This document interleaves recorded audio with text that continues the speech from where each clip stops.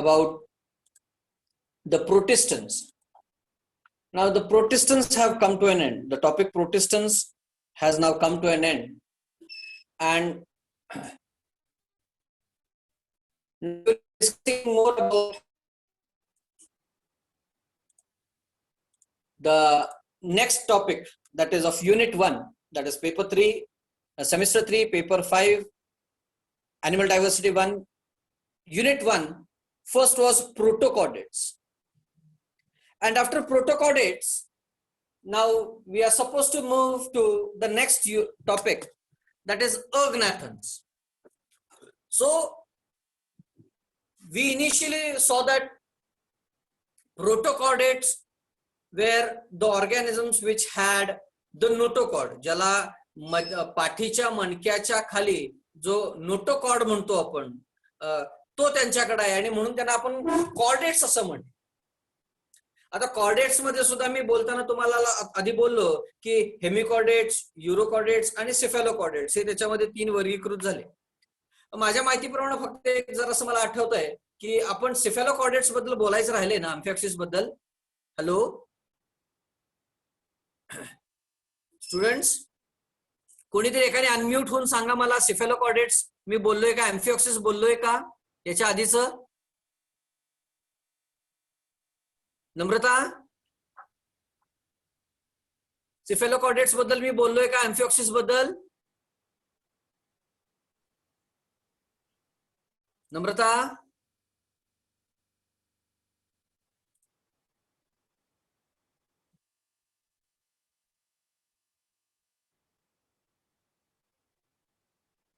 नम्रता unmute कर. नम्रता स्वतःला unmute कर. नम्रता,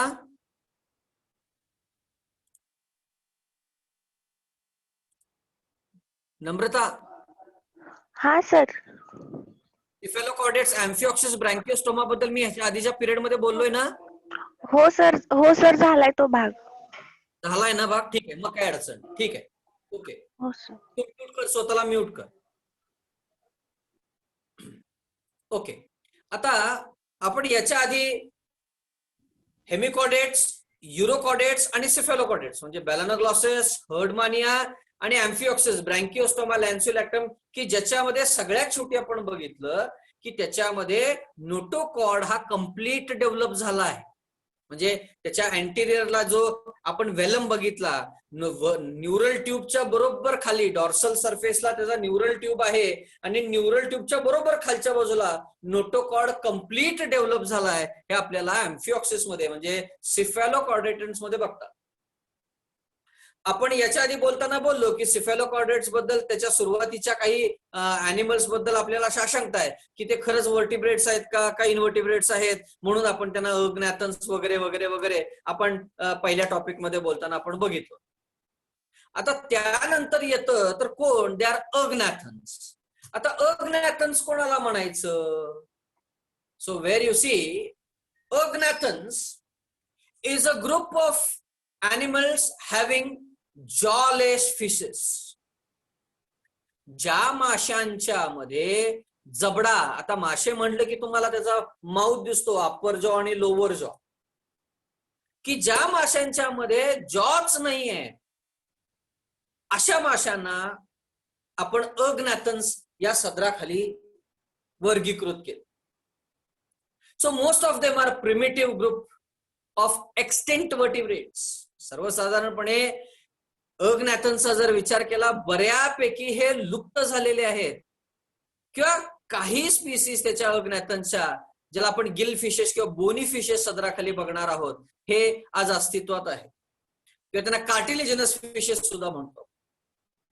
so while most Ergnathons species are now extinct, the fossil evidences indicate that the groups was once highly successful and extremely varied. Two lineages of Ergnathons have survived to the present, the lamprey and the hagfish. ही सगळ्यात महत्वाची 2 examples आहेत की ज्यांना lamprey किंवा hagfish, लॅम्प्रेला dog fish सुद्धा म्हटलं जातं, dog fish, lamprey. आणि अजून एक आहे हॅगफिश. या दोघांना आपण या अग्नॅथन्स मध्ये आपण वर्गीकृत केलं. मग अग्नॅथन्सचं जनरल कॅरेक्टरिस्टिक्स, त्यांचे कॅरेक्टर्स कसे आहेत, ते दिसायला दिसतात कसे, त्यांच्यामध्ये काय विशिष्टपूर्ण कॅरेक्टर्स जे आपण बॉडी कॅरेक्टर्स म्हणतो ते काय? They are the most primitive members of the vertebrates. Vertebrates म्हणजे आपण ज्यांच्याकडे व्हर्टिब्रल कॉलम म्हणतो, त्यांच्यामध्ये सगळ्यात सुरुवातीला जर कोण आला असेल, म्हणजे ज्यांच्यामध्ये प्रॉमिनंट ठळक स्वरूपामध्ये ज्यांच्यामध्ये व्हर्टिब्रा होता, तर हे अग्नॅथन्स होते. So agnathans differ from all others in several important respects. Agnathans हे इतरांपेक्षा फार वेगळ्या पद्धतीचे आहेत. सगळ्यात पहिला काय, they lack hinged upper and lower jaw. Hinge म्हणजे जशा आपल्याकडे बिजागऱ्या असतात, त्यांच्याकडे बिजागऱ्यासारख्या जे अप्पर जॉ आणि लोअर जॉ आहेत ते नाही आहेत त्यांच्याकडे. इतर प्राण्यांच्या मध्ये जर बघितले, आत्ताच्या विद्यमान पायसेस सदराखाली आपण जे भविष्यात पुढे जाऊन फिशेस बघणार आहोत, त्या फिशेस मध्ये त्यांचा अप्पर जॉ फिक्स्ड आहे आणि त्यांच्या अप्पर जॉला त्यांचा लोअर जॉ असा हिंजेस म्हणजे बिजागरी सारखा काम करत असताना आपल्याला दिसतो. So they are called as hinged fishes किंवा हिंज्ड जॉज आपण म्हणतो. So hinged upper and lower jaws and instead having unhinged circular mouth. यांच्या मुखाकडे बघितलं तर असे गोल, सुरुवातीला असं माउथ गोल स्वरूपामध्ये, म्हणजे त्याला जॉ नाही, जे आपण जॉ म्हणतो वरचा आणि जबडा आणि खालचा जबडा नाहीये, ते गोल स्वरूपामध्ये आहेत, असे सर्क्युलर म्हणजे सकर्स जसे दिसतात, सकर्स तसे आहे. They also lack a paired appendage. त्यांच्याकडे फिन्स आणि लिम्स हे नाहीये. तुम्ही हॅग फिश कडे, लॅम्प्रे कडे जर बघितले, असे ते मोठमोठे लांब सापासारखे दिसतात. त्यांच्या शरीरावर असे फिन्स, म्हणजे ज्याला आपण पंख म्हणतो, किंवा लिम्स, चालण्यासाठी जे लिम्स असतात, 4 लिम्ब, हाइंड लिम्ब, अशा स्वरूपाचे काही त्यांच्यामध्ये आढळत नाहीत. म्हणजे जसे गांडूळ वर्गीय प्राणी किंवा साप वर्गीय प्राणी दिसतात, अशा प्रकारचे अग्नॅथन्स आहेत की त्यांच्यामध्ये कुठल्याही प्रकारचे आपल्याला अपेंडेजेस हे दिसत नाहीये. In addition, the internal skeleton of agnathans is not bony. त्यांचं जे इंटरनल स्केलेटन, आता सगळ्यात महत्वाचं आहे, आपण यांना व्हर्टिब्रेट्स म्हणतोय, खरं यांच्यामध्ये स्केलेटल जो आहे तो हाडांच्या स्वरूपात नाहीये. इतर प्राण्यांच्या मध्ये बघितलं तर तो हाडांच्या स्वरूपात आहे, म्हणजे बोनी स्केलेटन ज्याला आपण म्हणतो तो त्या स्वरूपात आहे. खरं इथं जे सापळा आहे या अग्नॅथन्स मध्ये, त्यात हॅगफिश मध्ये आणि लॅम्प्रे मध्ये, डॉग फिश मध्ये, यांच्यामध्ये कार्टिलेजिनस फिश, म्हणजे आपल्याकडे कानाचे जसे किंवा नाकाची हाडं जशी सॉफ्ट आहेत, अशी सॉफ्ट बोन्स असलेले, ज्याला आपण कार्टिलेजिनस फिश म्हणतो, अशा स्वरूपाचे कार्टिलेजिनस बोन्स या फिशेस मध्ये आहेत. आणि या कार्टिलेजिनस फिशच्या माध्यमातून त्यांचं स्केलेटन सापळा हा निर्माण झालेला आहे.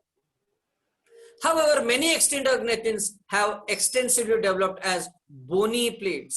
भविष्यामध्ये या ज्या एक्सटिंक्ट झालेले अग्नॅथन्स आहेत ते भविष्यामध्ये उत्क्रांतीवादामध्ये, म्हणजे उत्क्रांती त्यांच्यामध्ये बदल करून ते आत्ताचे जे बोनी प्लेट्स, त्याला आपल्याकडे अस्तित्वात असलेले जे मासे आहेत विद्यमान, ते जसे हाडाचे आहेत, बोनी आहेत, तशा पद्धतीत ते रूपांतरित झालेले आहेत. So directly under the skin, त्याचा जो बोनी प्लेट आहे ते त्याच्या स्किन्स च्या खाली तुम्हाला असलेले दिसतात.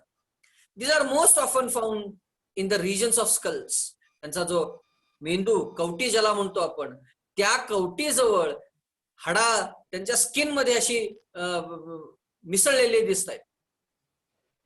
So they serve as the protective armour. Skull म्हटलं की त्यांच्या ब्रेन साठी ते प्रोटेक्शन करण्यासाठी महत्वाचं अस्त्र आहे असं मानलं जातं. So bony plates are not present in extant agnathan species. जे आत्ताच्या घडीला काही अग्नॅथन स्पीसीज शिल्लक आहेत, त्यांच्यामध्ये मात्र आपल्याला असे बोनी प्लेट्स बिलकुल दिसत नाहीत. ही त्यांची ठळक वैशिष्ट्य या अग्नॅथनची. So what are the key features? आपल्याला की फीचर्स त्यांची जर बघायची झाली तर हे कसे आहेत? सगळ्यात महत्वाचं लक्षात ठेवायचं, जॉज आर ऍब्सेंट. त्यांच्या अप्पर जॉ आणि लोअर जॉ माउथ रिजन मध्ये नाही आहेत पूर्णपणे. सर्क्युलर फिश आहेत, जसे सकर्स असतात असे शोषून घेण्यासाठी, तशा स्वरूपाचे त्यांचे जॉज आहेत. Paired fins are generally absent. आपल्याकडे त्यांच्याकडे डॉर्सल फिन नाही, वेंट्रल फिन नाही, किंवा टेल किंवा कॉडल फिन म्हणून आपण जे बघतो यासारखे फिन्स या अग्नॅथन्स मध्ये अस्तित्वात नाही आहेत पूर्णपणे. So the early species had heavy bony scales and the plates in their skins. सुरुवातीच्या काळात जे फिशेस होते किंवा अग्नॅथन्स होते त्यांच्यामध्ये असे हेवी बोन्स असल्याचे पुरावे सापडतात, किंवा त्यांच्याकडे स्केल्स कल्ले त्यांच्याकडे असल्याचे सापडतात. And plates in there skin, त्यांच्या स्किन मध्ये खवले असे असल्यासारखे सुरुवातीचे जे काही अग्नॅथन स्पीसीज आहेत त्याच्यामध्ये सापडतात. खरं दुर्दैवाने ते आज या पृथ्वी तलावर अस्तित्वात नाहीत, ते नाहीसे झालेले आहेत. But these are not present in the living species. जसं आता मी म्हणालो, असे जे सुरुवातीचे जे बोनी फिशेस होते की ज्यांच्यामध्ये हेवी प्लेट्स होत्या, त्यांच्या स्किन मध्ये प्लेट्स होत्या, म्हणजे ज्याला आपण माशांचे खवले म्हणतो, असे खवले त्यांच्याकडे होते.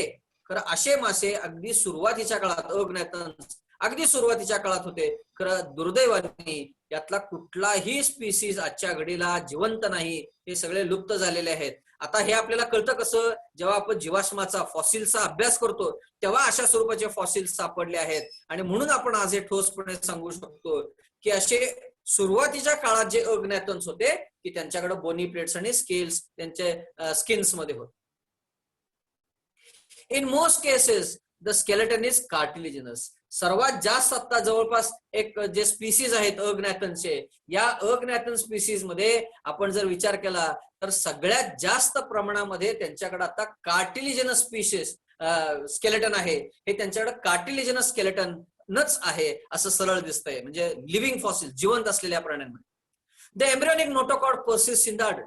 आता इथं पण मजा आहे, आपण म्हणतोय यांना व्हर्टिब्रेट्स पण म्हणतोय अग्नॅथन्स ना, यांना कॉर्डेट सुद्धा म्हणतोय. लक्षात घ्या, यांचा कॉर्डेट यांच्या फक्त एम्ब्रियो म्हणजे जेव्हा ते एग मध्ये डेव्हलप होत असतात किंवा डायरेक्ट यंग बर्थ देत असतात, जन्माआधी यांच्या शरीरामध्ये नोटोकॉर्डचं अस्तित्व होतं. खरं जसे हे जन्माला आहे यांचा नोटोकॉर्ड लुप्त झालेला आहे. म्हणजे जिवंत प्राण्यामध्ये निसर्गामध्ये जगत असताना यांना फक्त व्हर्टेब्रल कॉलम दिसणार आहे, नोटोकॉर्ड या प्राण्यांच्या मध्ये असणार नाही. 7 or more pairs of gill pouches are present. या माशांच्याकडे आपण जेव्हा जर बघणार आहोत तर यांच्याकडे गिल पाउचेस म्हणजे आपण श्वसनासाठी माशांच्याकडे जसे कल्ले आहेत, या प्राण्यांच्या मध्ये अग्नॅथन्स मध्ये 1 किंवा 7 पेअर्स ऑफ गिल्स, म्हणजे या साईडला डॉर्सो वेंट्रल किंवा वेंट्रोलॅटरल साईडला डॉर्सो म्हणत नाही मी, वेंट्रोलॅटरल्स, शक्यतो अग्नॅथन सर्क्युलर त्यांच्या वेंट्रल साईडला तुम्हाला गिल स्लिट्स किंवा गिल पाउचेस म्हणून 1 किंवा 7 पेअर्स मध्ये आढळतात. हे त्यांचे जनरल कॅरेक्टरिस्टिक्स आहेत. मग आता यांना ग्रुपमध्ये वेगवेगळ्या विभाजित केलेलं आहे. So the major groups of living agnathans are, they are lampreys and hagfish. यांच्यामध्ये 2 महत्वाचे ग्रुप्स आहेत, लॅम्प्रे आणि hagfish. Both appear fish like or eel like. हे जसे आपले मासे दिसतात, आता ईल मासा म्हणजे तुम्हाला समुद्री पाण्यामध्ये जो वाम म्हणतो, वाम मासे जसे दिसतात अशा प्रकारे आढळणारे हे ईल सारखे दिसणारे फिश आहेत. लॅम्प्रेज आर पॅरासिटिक स्पीसीज. आता लॅम्प्रे सारखे जे स्पीसीज आहेत अग्नॅथनचे, हे पॅरासिटिक आहेत. पॅरासिटिक म्हणजे ज्याला फिश म्हणतो, चिटकणारे फिश म्हणतो. शक्यतो मोठमोठाले शार्क फिश असतात, शार्क माशाच्या लोअर जॉच्या खालच्या बाजूला हे लॅम्प्रे चिटकून बसतात, म्हणजे पॅरासिटिक आहेत. काय करतात पॅरासिट्स म्हणजे काय, हे स्वतःला दुसऱ्यावर निर्भर असतात स्वतःसाठी, म्हणजे दुसऱ्याचं अन्न हे शोषून घेतात किंवा दुसऱ्यानं खाल्लेलं अन्न जे पचतं त्या पचनातनं जे काही न्यूट्रिएंट्स असतात ते हे लॅम्प्रे सक करतात, शोषून घेतात. आणि त्यामुळे सगळ्यात महत्वाचं लक्षात घ्या, यांचा माउथ पार्ट्स विकसित झाला नाही. का झाला नाही, तर हे स्वतः फूड पकडत नाहीत आणि कॅप्चर करून चावून खात नाहीत. ऑलरेडी जे डायजेस्टेड फूड आहे त्या डायजेस्टेड फूड सेवन करण्यामध्येच यांचा अत्यंत महत्वाचा रोल असतो, आणि म्हणून हे पॅरासिटिक आहेत. So that they use their sucker like mouth to attach to the fish host. आता बहुतांश मध्ये आजकाल तुम्ही फ्रेश वॉटर फिशेस मध्ये हल्ली आपण ॲक्वेरियम त्याला आपण फ्रेश वॉटर फिशेस मध्ये सकर फिश म्हणतो बघा. ते काचेला असे सारखे चिटकून माऊत असतात आणि सारखं ते तुम्हाला अक्वेरियम वाला विकणारा माणूस म्हणतो, सर हा मासा घ्या, तुमचा काचेचं जे आपण फिश काच स्वच्छ ठेवण्याचं काम करतो. तर हे फ्रेश वॉटर फिशेस आहेत. यांना आपण लॅम्प्रेज किंवा फ्रेश वॉटर सकर फिश म्हणतो. अशा स्वरूपाचे फिश असतात. सातत्यानं ते असं सक करण्याचं काम करत असतात. म्हणजे जे मोठे मासे आहेत त्यातल्या त्यात शार्क सारखे फिश आहेत. या शार्क फिशच्या खालच्या बाजूला लोअर जॉच्या बाजूला ते स्वतःला चिटकून ठेवतात आणि तिथनं त्याचे न्यूट्रिएंट्स सक करण्याचं काम या लॅम्प्रे सारख्या फिशेस, शकर फिशेस असतात, हे करत असतात. They use many teeth in their mouth and on the other tongue to rub to the flesh of the prey. जे प्रे म्हणजे त्याचं जे भक्ष आहे त्याच्याला हे भरपूर दात आहेत, त्याला त्याचे खोच मारून धरतात आणि त्याच्या जिभेनं त्याला पुसत असतात आणि त्याच्यावरचं जे काही अन्न आहे ते शोषून किंवा रब करून ओढून घेत असतात त्याच्या भक्ष्याकडे. Adult lampreys inhabit a salt marine environment. शक्यतो जे अडल्ट लॅम्प्रे फिशेस आहेत हे स्वतःला समुद्री पाण्यामध्ये गुंतून ठेवतात. अर्थात यांची जी अर्ली डेव्हलपमेंटल्स आहेत, ज्याला आपण लार्वल स्टेजेस किंवा अर्ली इन्क्युबेशन स्टेजेस आहेत, हे शक्यतो मराईन वॉटर मध्ये नाही आहेत. हे ब्रॅकिश वॉटर मध्ये म्हणजे निमखाऱ्या पाण्यामध्ये हे आढळतात किंवा गोड्या पाण्यामध्ये आढळतात. But swim to the river to reach fresh breeding ground.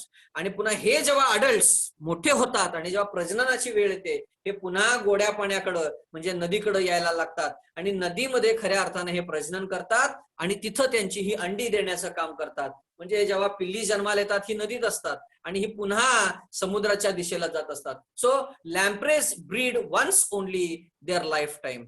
लॅम्प्रेचे फार मोठं वैशिष्ट्य आहे, याचा एक प्राण जो इंडिव्हिज्युअल आहे हा त्याच्या आयुष्यात फक्त एकदाच आणि एकदा प्रजननामध्ये सहभाग घेतो, परत तो कधीही प्रजनन करत नाही. In a single tremendous reproductive bout and die soon after.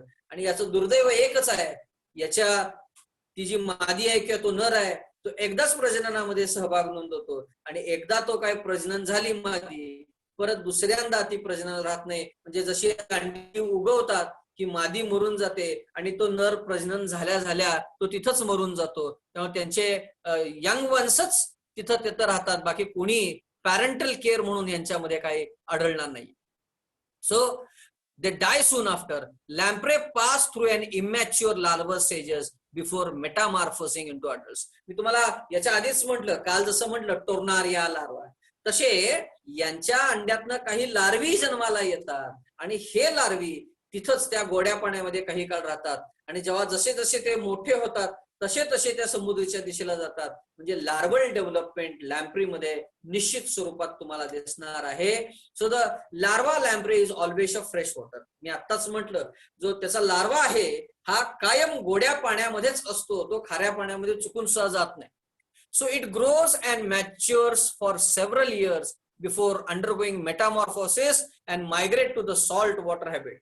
म्हणजे तो मोठा होण्याच्या आधी, ज्याला आपण मेटामॉर्फोसिस म्हणतो, मेटामॉर्फोसिस म्हणजे larval stages, first larval star, second larval stage, ज्याला आपण first instar, second instar, third instar, fourth instar larvae म्हणतो. अशा 3-4 फेजेस मध्ये, ज्याला आपण इग्डायसिस म्हणतो, अशा सारख्या प्रोसेसेसना तो सामोरं जातो आणि मग हे लार्वी जेव्हा मोठे होतात, अडल्ट होतात, तेव्हाच ते समुद्राच्या दिशेला मार्गक्रमण करतात.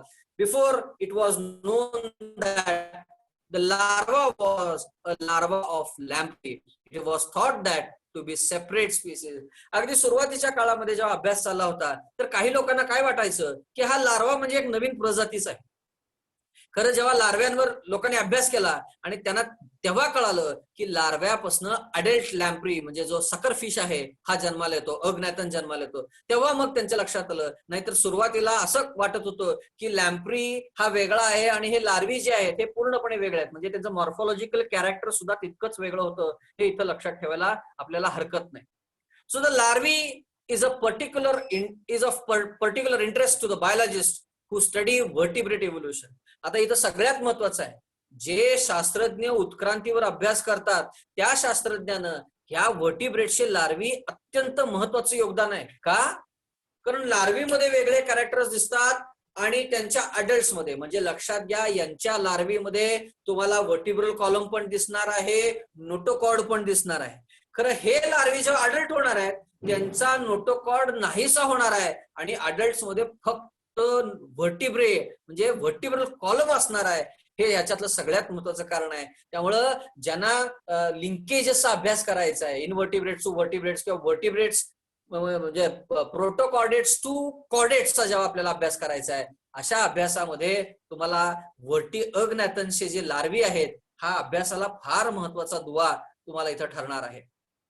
So the larvae, as I said, they are of most particular interest to the biologist. So because it shares many features with the cephalochordates, branchiostoma, मी तुम्हाला आत्ताच म्हटलं ब्रँकिओस्टोमा म्हणजे लॅन्सिओलॅक्टम, ब्रँकिओस्टोमा लॅन्सिओलॅक्टमचे जे कॅरेक्टरिस्टिक प्रॉपर्टीज आहेत त्या कॅरेक्टरिस्टिक्स आणि या लार्वाच्या कॅरेक्टरिस्टिक्स फार साधर्म्य आहे या दोघांच्या मध्ये. So formerly amphioxus it was known, which is a group believed to be most closely related to the vertebrates. आणि म्हणून सिफेलोकॉर्डेट्स ना अँफिऑक्सिस ना वर्टिब्रेट्सचा फार जवळचा शेजारी म्हटलं जातं. त्याचं कारणच काय? So the resemblance between the branchiostoma and the larval forms of very primitive vertebrates is striking and support the closeness of the relationship between the two groups. आणि आपण आज जे म्हणतो की इनव्हर्टिब्रेट्स पासून वर्टिब्रेट्स जन्माला आले, अगदी सुरुवातीला जर बोलायचं झालं, आपण आधी बघितलं, मी तुम्हाला म्हटलं की जीवाच्या निर्मितीचा म्हणजे प्रोटिस्टन्स होते, त्या प्रोटिस्टन्स मधनं खऱ्या अर्थानं युनिसेल्युलर ऑर्गॅनिझम जन्माला आले आणि ते युनिसेल्युलर ऑर्गॅनिझम इनव्हर्टिब्रेट्स किंवा नॉन कॉर्डेट्स होते, हे लक्षात ठेवायचं. म्हणजे आपण ज्याला अभ्यास करताना काहीतरी निसर्गामध्ये सायन्समध्ये बाप दाखव नाहीतर टिंबा टिंबा घाल, याचा अर्थ असा की तुम्हाला जर एव्हिडन्स नाही देता आला सायन्समध्ये, त्याला काही अर्थ नाही तुमच्या बोलण्याला. म्हणजे सायन्स इट रिक्वायर्स एव्हिडन्सेस, आणि हाच एव्हिडन्स आहे युनिसेल्युलर ऑर्गॅनिझम्स असोत किंवा मल्टीसेल्युलर ऑर्गॅनिझम्स कडे ते कसे आले, हे सगळ्यात महत्वाचं इथं तुम्हाला उदाहरण दिसू. कोणाला काय बोलायचंय का? कोणाला काय विचारायचंय का? तुम्ही स्वतःला अनम्यूट करून परत म्यूट करू शकता, काय अडचण असेल विचारू शकता बाळांनो. सो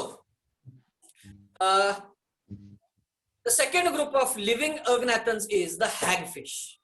आपण आता सकर फिश बद्दल बोललो, ज्याला लॅम्प्रे म्हटलं आपण. आता लॅम्प्रेज नंतर दुसरा एक त्यांच्यामध्ये ग्रुप आहे, त्यांना आपण हॅगफिश म्हणू. So hagfish are the scavenger species. Scavengers म्हणजे ज्याला आपण डिकम्पोजर्स म्हणतो तशा प्रकारचे, किंवा भक्ष्यस्थानी दुसऱ्याचं करून घेणारे अशा प्रकारचे स्कॅव्हेंजर्स, म्हणजे दुसऱ्याच्या वर जगणारे, उदरनिर्वाह करणारे स्पीसीज आहेत. They feed of the dead and wounded organisms in the oceans. या अग्नॅथन्स मध्ये जो दुसरा ग्रुप आहे हॅगफिश, हे काय करतात?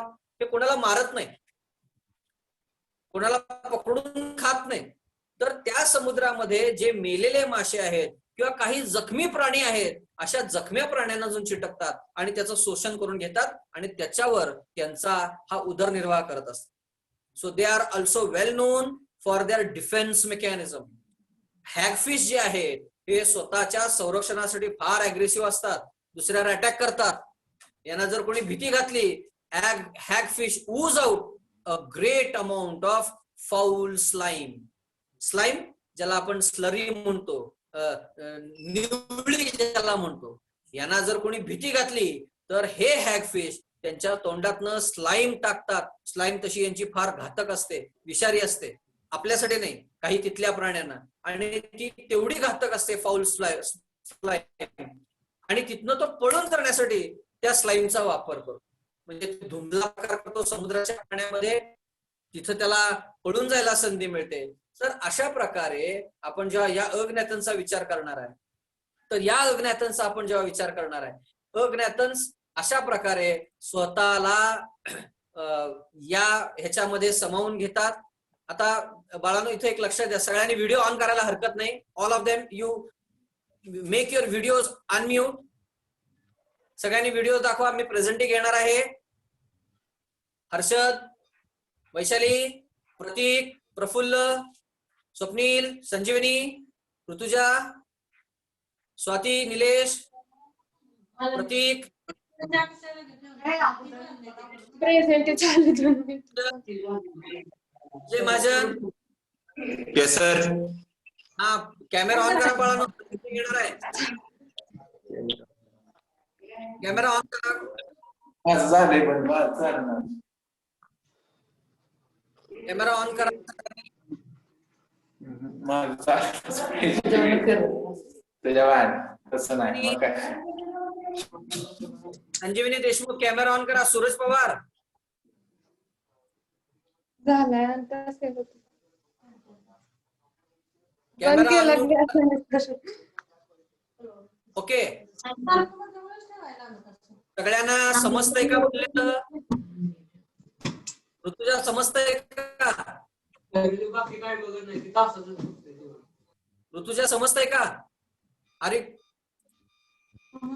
हो सर. बोललेलं समजतंय? हो.